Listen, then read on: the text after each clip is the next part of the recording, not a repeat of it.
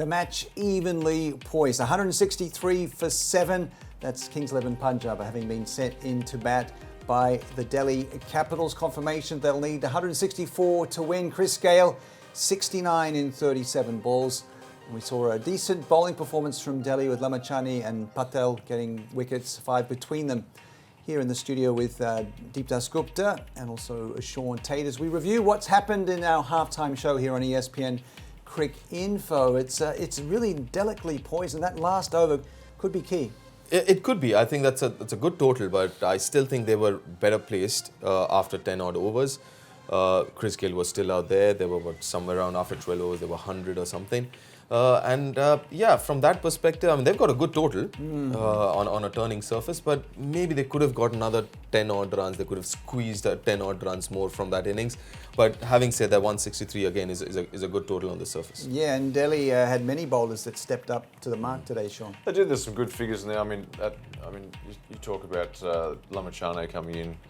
A big change there, and talking about the total, I tend to agree with Deep. You get 175 and you go, well, that's going to be tough. But now, due around, I mean, it's about par. Maybe it's okay. Yeah, it's okay. I mean, because both the captains spoke about due at the toss, and obviously there is going to be due. So if there is due, then it could be really tricky for especially the spinners because they have quite a few of them. Yeah, it could have been a different story if Gayle had gone on with the job after scoring 69 in 37 balls, 6 fours and 5 sixes. Tatey, it was great entertainment, wasn't it? But it was crucial to get rid of him when they did. Yeah, it was lucky they did remove him when they did. But I mean, it's just entertaining. I think even more so now, he just knows his own game so well. He knows which bowlers to go after. It doesn't actually matter if it's spin or pace. He hits the spin, on a sort of a tough pitch at times. He hits it pretty well, and he just waits for the ball and swings through it, and he hits some monsters tonight as well. And it wasn't really his kind of pitch, was it? It was a different kind of wicket. Yeah, so that makes this innings that much more important and very, very good. I mean, he took on the leg spinners, both Lamachani and Mishra. Took quite a few of them, even though they picked up wickets, especially Sandeep picked up 3.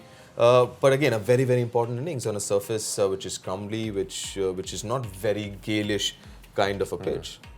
Okay, let's have a look at how it went, because it was a very good start and then we saw a bit of a change of momentum. We can actually have a look at how the innings ebbed and flowed for Kings 11 Punjab as they posted 163 for 7 and leaving a target of 164 to win. So reading into that, Tatey, what would we say about how it went for Punjab?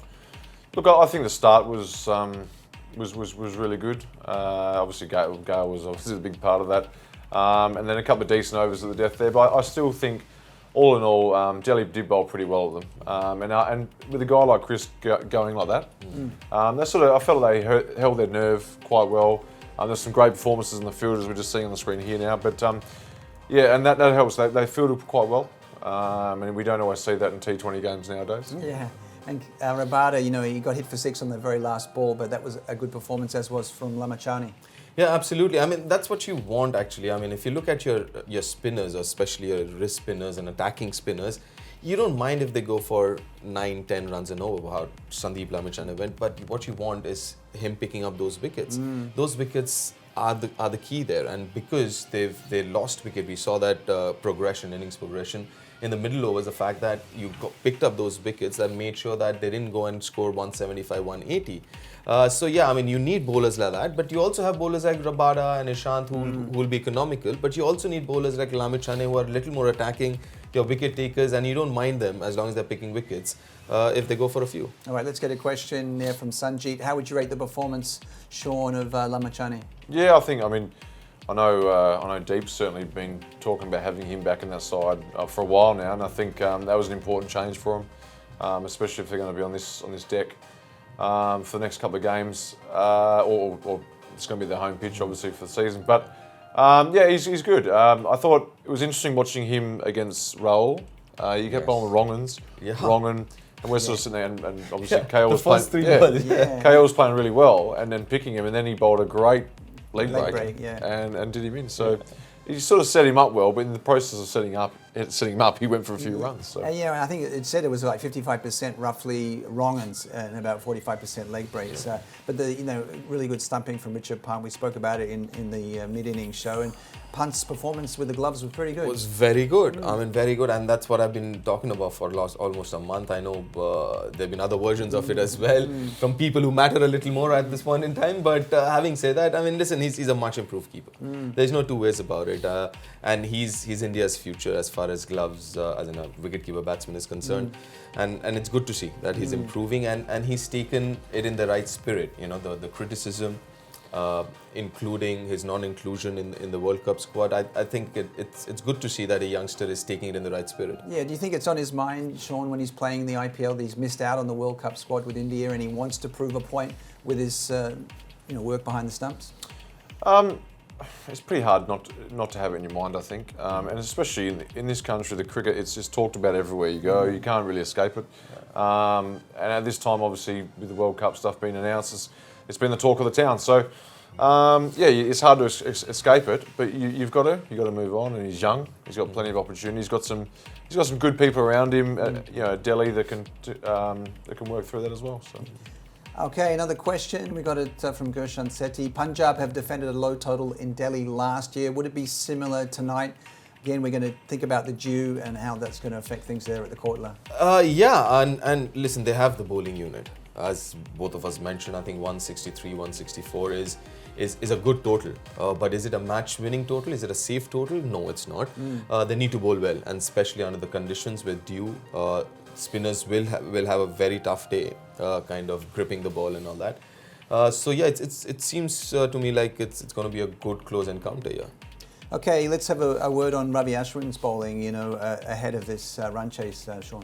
Well, he's going to be important. He's probably going to bowl at the top, I would have thought, Deep. Yes. I think he's going to bowl there, and maybe before the ball does get a bit too affected, he can get through a few of his overs before that happens. He's obviously intelligent. He knows the guys he's bowling to. He knows their strengths and weaknesses. We talked about, he's a big thinker of the game.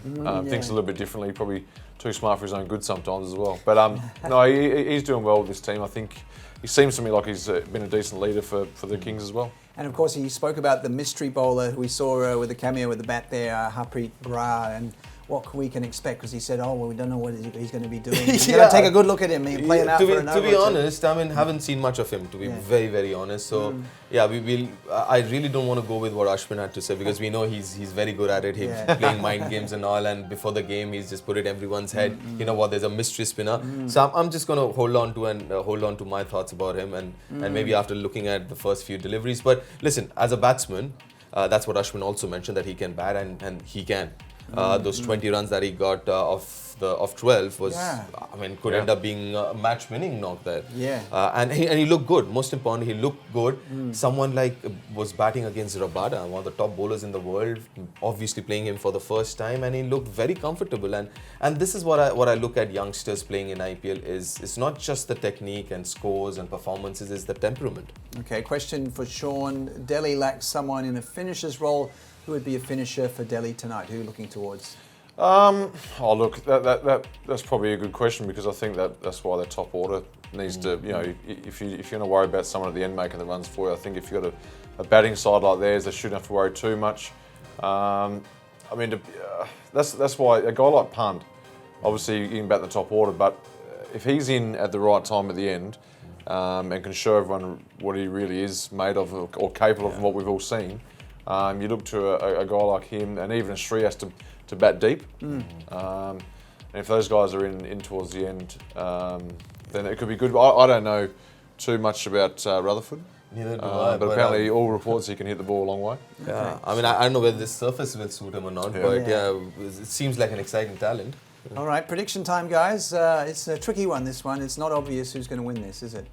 Not really. I mean, again, conditions are not bowling friendly, but the pitch is bowling friendly, so they kind of negate each other out to a certain extent.